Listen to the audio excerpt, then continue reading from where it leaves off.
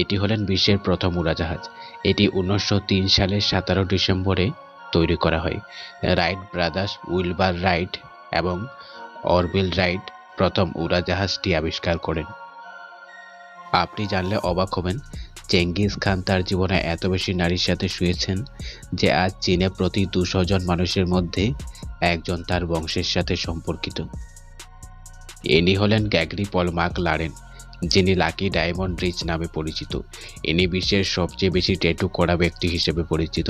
অবাক করা বিষয় হলো, তিনি শরীরের এমন এমন জায়গায় ট্যাটু করিয়েছেন যা আপনি ভাবতেও পারবেন না, যেমন কান, দাঁত, পুরুষাঙ্গ।